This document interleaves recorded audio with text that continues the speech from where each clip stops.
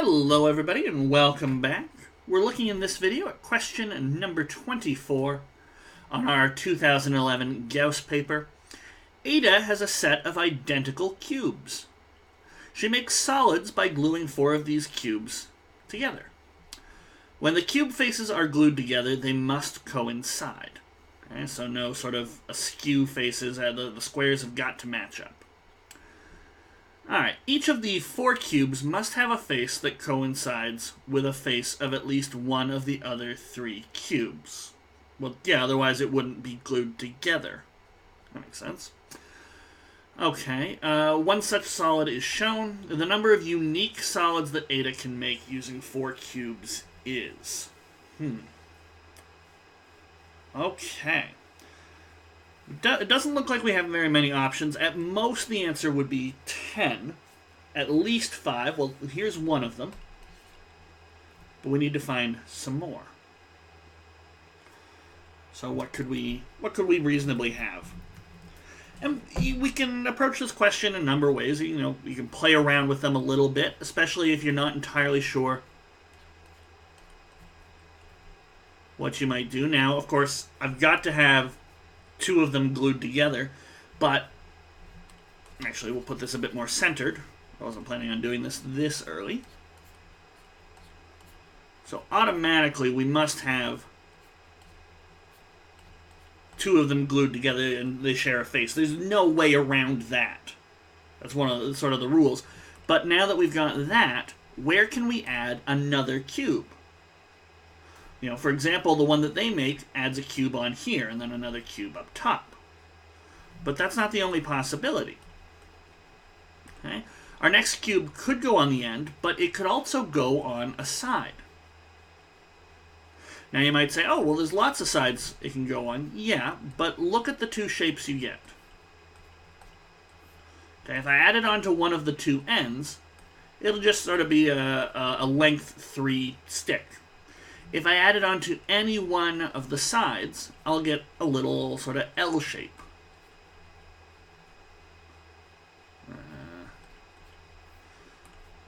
I'm not the best at drawing in 3D.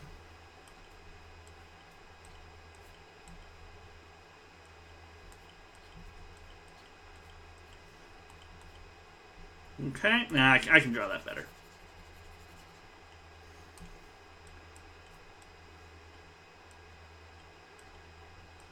Or maybe I can't. Okay. So we get these sort of shapes here. There we go. And now, well, those are really the only 2 ways we can stick 3 cubes together with the faces glued to other faces. But on each of those, you might say, okay, where can I stick another one? Well, for the stick, it's kind of nice. We could stick it at the end here. Now we could stick it at any one of these spots that are on an end cube but not on the end again. Or we could stick it anywhere around the middle, and that'll make a few shapes for us. So I'll try and draw them out here as best I can. So there's if we stuck it at the end.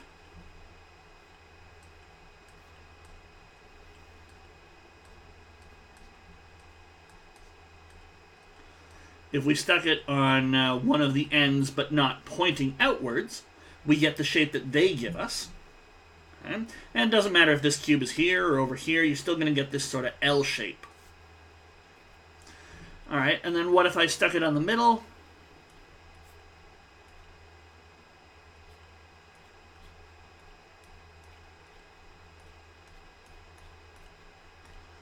Now you get a little something like that, sort of a little T shape. Or upside down T.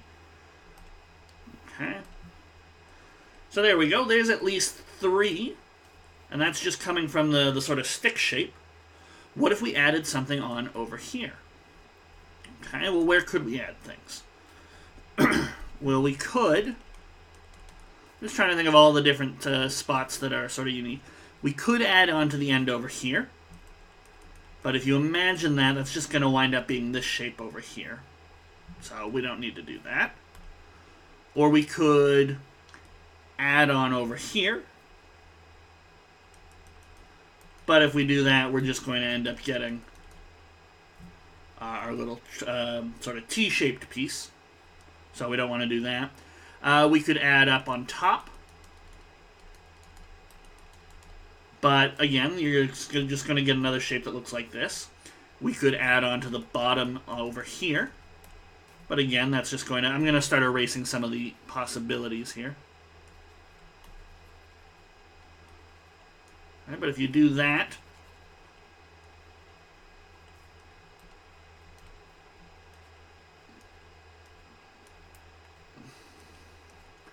you'll just get another one of these sort of little T-shaped spots, or pieces. So we definitely don't want to do that. Now we could maybe add up here, and if we do that, we get a nice little sort of square-shaped piece. Okay, so that's definitely possible. And the same thing would happen if we had added here.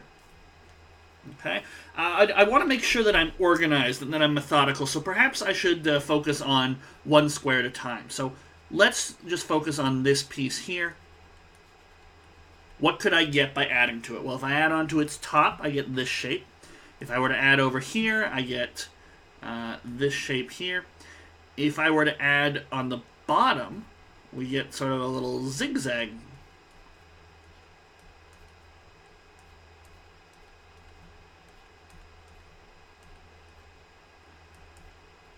So if we were to add down below, you get a nice little zigzag shape. That's a new unique one. Now look at that. We've got 5 shapes already. That's good for us.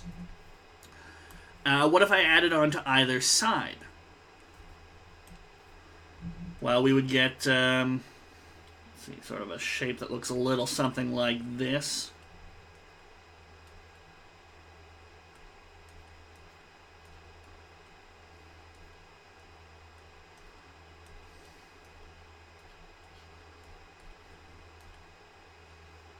Okay, so it's sort of like this, but you turn to this part out a little bit. Okay, if I add on to the other side, do I get the same shape or do I get a different one?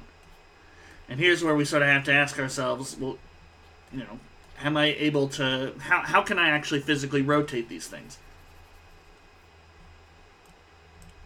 Okay. So if I add it on to the other side, well, let's draw both of them so I can show you what I'm talking about.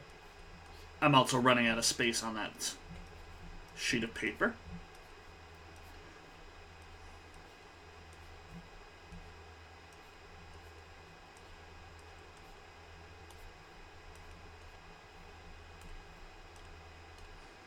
Okay, so there's one. But what if I added on to the other side of it?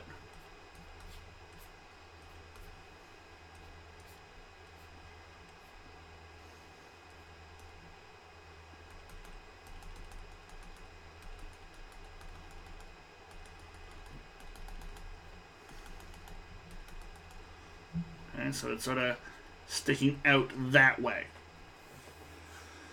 Is that fundamentally different than the shape that we've got? Are these actually 2 different things? And I think, yeah, they are.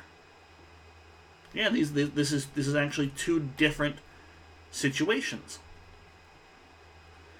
Because if I was going to rotate it, obviously I can't sort of physically rotate them because they're on a piece of paper, but if I was going to rotate this piece, I can never rotate it around so that this part is on that side. But I could move another piece up to here. So if I moved this piece up to here, sort of by rotating it, then this piece would actually move down to where this is. So you'll never be able to rotate it, so you got a piece sticking out back like that. So these are 2 different situations. So now what do we got? 8 so far. Okay. And that's it for this piece, adding on to this piece. And you can see that that's the same as if we had just added on to this piece. Okay, what else? Well, we're left with this piece here. Now, if I add onto the bottom of it or onto the side, we get this nice little T-shaped piece. But if I add onto the side coming out of the shape a little bit, we do get another shape.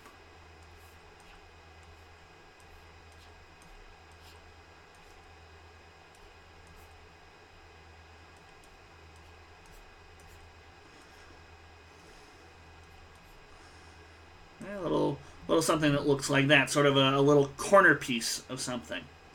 And so that gives us our 9th shape, and I really don't think there is anything else. And we've been kind of methodical as to how we did it. We exhausted our possibilities here, and we went 1 cube at a time over here. There really is nothing else, so I'm going to say the answer is 9. Oh, there is no 9. Okay. I definitely have 9 different shapes, I would say. So then is the answer going to be 10? Have I missed something? If so, what have I missed?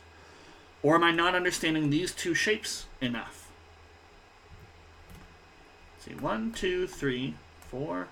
Oh, I counted this one here and over here. That's my mistake. So we are actually at 8 pieces. Okay, good. So the answer is not 10, it should be 8. So we'll bubble in D. And there we go. I had a little bit of a scare there.